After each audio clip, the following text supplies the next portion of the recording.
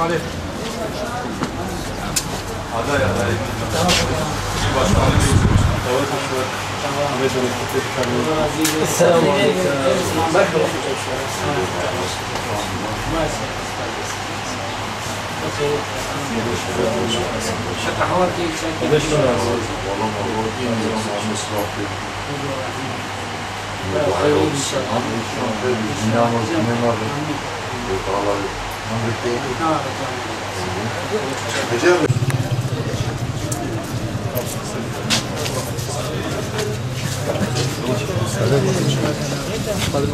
Selamun aleyküm.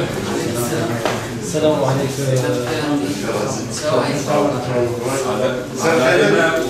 İl başkanı, ilçe başkanı. Sen böyle bir şey var mı? Hocam baş. Hocam ne hadi? Baş.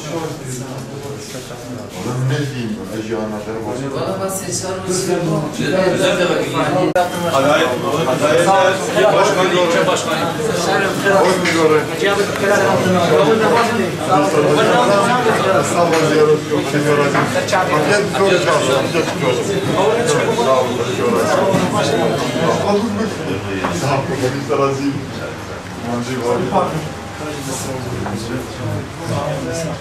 Selamun aleyküm.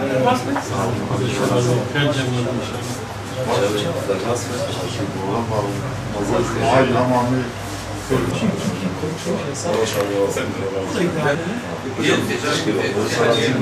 Yemekle gelen. Sağ olun.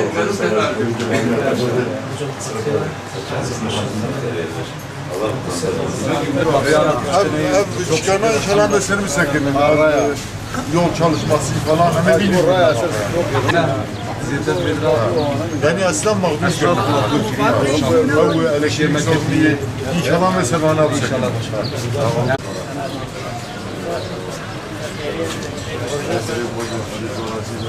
Hadi gel yine ağacına. Buna ne oldu şuna canım abi. Ya valla gel kime çıkacağız. Bu da Savaş Ceyhani başkanı. Ama başkanım ben değil ilçe başkanım. Ama ne oldu? Ben ki başkanım. Onayı mezar bize mezin tedaşı. Öldüren millet bize millet ne kan çeyrek tedaşı bize. Bize en mezin tedaşı bu hem adara digeci ki 6 milyar 5 milyar ceza verir. Bu dengesizlik ki mezin kısmına millet zulme etti. Yani millet ne günahı ha? Bu karbidir. Zulmel milletlik abi. Az beyaz bir başkanım kusura bakma. Eyvallah varayım. Az lemana çiftçi batlı daşı. Kardeşim az ardı hob nevi dedim. Ceylan az nevi ve kabul ki. Ne var?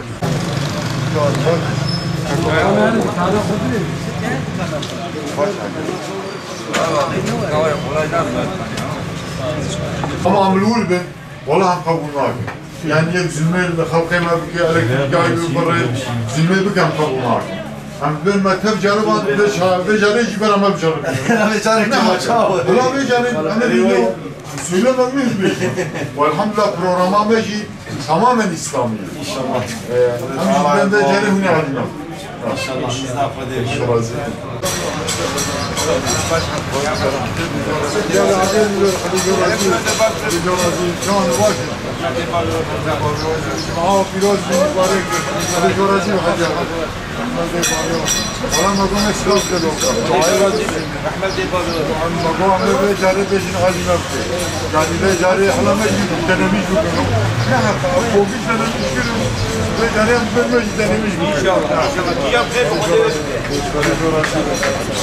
İlçe başkanı ve Hüdapari.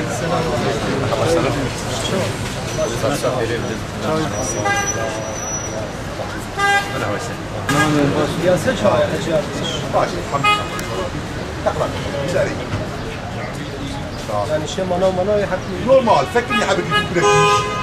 Bir mesafiyette. İslam'ın mükellefleri ben inşallah hakkı ve insani ve İslami hesabı. Benim bir hizmetkari var. Bu herkes yarım andala ve yarım bir canı diyor. Nur, ne hakkı? Hüdapar Mardin milletvekili adayı olmam hasebiyle beraber bu haftada esnaf ziyaretinde bulunduk. Esnaflarımız gerçekten hayırlı dualarda bulundular ve esnaflarımız şu anda bir beklenti içerisindeler.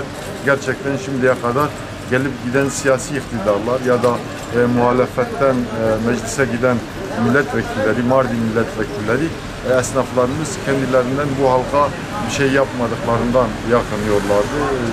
Gerek Kızıltepe'nin gerek Mardin'in bir sürü sorun ve sıkıntısı vardır. Şu ana kadar Mardin'den giden vekiller ciddi bir şekilde bu sorun ve sıkıntılara eğilmediler.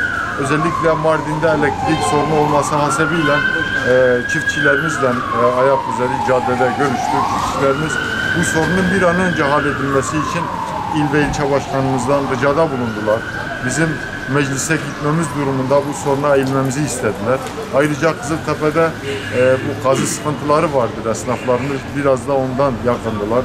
Ticaret durma noktasında.